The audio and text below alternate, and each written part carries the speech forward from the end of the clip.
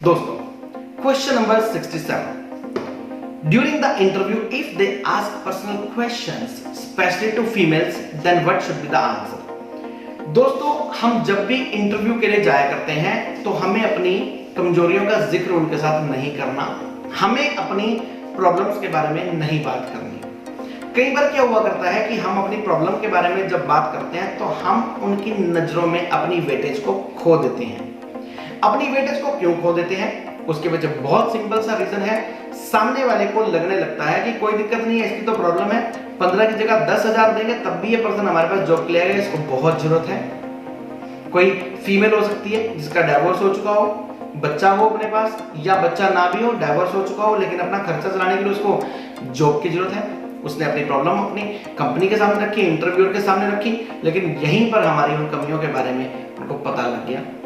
ठीक, तो कभी भी अगर आपके सीवी को देखकर, आपकी किसी पोजीशन को देखकर, आपकी फैमिली बैकग्राउंड को देखकर अगर किसी तरह का कोई भी आपसे क्वेश्चन पूछा जाता है तो आपको कभी भी अपनी कोई कमी को जाहिर नहीं करना। मैं आमतौर पर एक एग्जांपल दिया करता हूं, एक कोटेशन है हिंदी में बहुत प्यारी, अपनी कमजोरियों का जिक्र कभी भी जमाने से मत करना साहेब।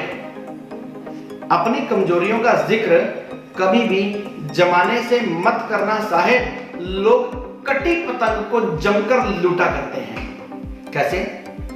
मालिक पतंग उड़ा रहा है, जो पतंग उड़ा रहा है जब तक उसके हाथ में डोर है, पतंग उड़ रही है, आसमान के साथ टच हो रही है, ठीक है, गगनचुंबी इमारतों को क्रॉस कर रही है, लेकिन जैसे ही वो पतंग कट जाती है, वो स्ट्रिंग कट जाती है, तो जहां जहां तक वो जा रही, लोगों की नजरें उस पर रहती हैं, लोग भागते हैं इधर उधर से पतंग को पकड़ने के लिए। बहुत सारे लोग उसके क्लेमेंट हुआ करते हैं जो कि उसको क्लेम करना चाहते हैं कि मैं लूट लूं, मैं लूट लूं।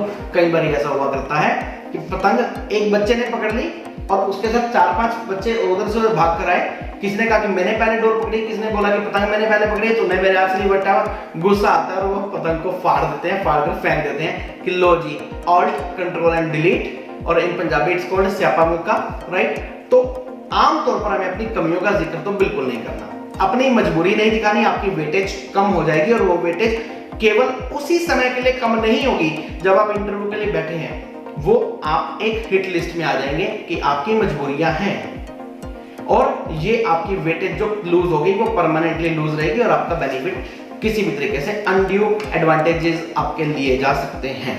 और अगर इंटरव्यू के टाइम पर आपसे कोई पर्सनल क्वेश्चन पूछ लिया जाए, लंबी चौड़ी कोई बात नहीं करनी, एग्रेसिव नहीं होना, you have to just answer sir with due respect to you. आपका बहुत बहुत रिगार्ड, आपकी बहुत रिस्पेक्ट है, I am not suppose to answer this question. मुझे नहीं लगता कि मुझे इस क्वेश्चन का आंसर देना चाहिए। आपसे कोई भी पर्सनल क्वेश्चन ऐसे पूछा जाता है जो कि आपको लगता है कि इंटरव्यू से रिलेटेड नहीं है, तो आपको क्लियर कट आंसर देना, sir with due respect to you I am not suppose to answer this question as it has got no relevance with my professional duties. इस क्वेश्चन का मेरी प्रोफेशनल ड्यूटीज से कुछ लेना देना है ऐसा मुझे नहीं लगता। इस क्वेश्चन का मेरी प्रोफेशनल ड्यूटी से, जिस प्रोफाइल के लिए मैं आया हूं या जिस प्रोफाइल के लिए मैं आई हूं, इसका इस प्रोफेशनल ड्यूटीज के साथ इस क्वेश्चन का कुछ लेना देना ऐसा मुझे नहीं लगता।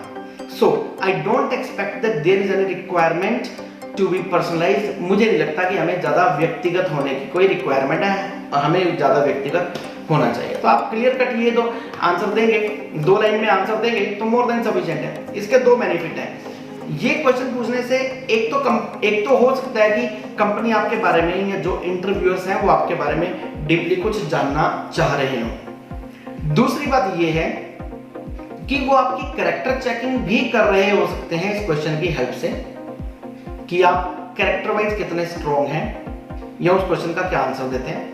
आपने टू द पॉइंट आंसर दिया, वहीं पर अगला कोई भी क्वेश्चन आपकी पर्सनल लाइफ से ना ही राइज होगा, ना ही पूछने की कोई हिम्मत करेगा। तो दोस्तों, ये था हमारा क्वेश्चन नंबर 67।